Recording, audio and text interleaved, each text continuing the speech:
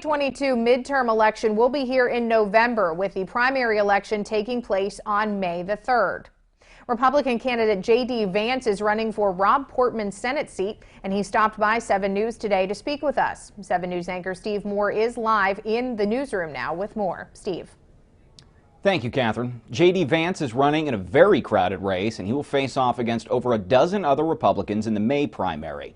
He's hoping to come out on top with a message aimed at working-class voters. He says an unholy alliance has been formed between our government and the country's biggest corporations, with many politicians, Republican and Democrat, caring more about their donors than their voters.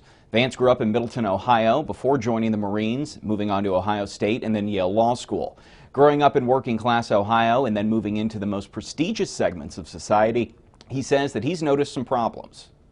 One of the things I realized is that so many of the people who control this country feel no real sense of obligation or duty to the citizens of this country, and that's something we've got to change. You can't have a real country if the leaders don't feel like they owe their citizens anything. I was raised by my grandparents because my mom struggled with opioid addiction, so I think I see the problems of the state in a way that's very personal. It's not just I read about them in a book somewhere. I actually lived these things very personally.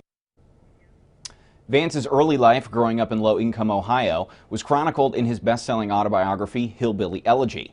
The book was also adapted into a movie directed by Ron Howard and starring Glenn Close and Amy Adams. Once again, the Republican primary will take place on May 3rd. Live in the 7 Newsroom, Steve Moore, working for you.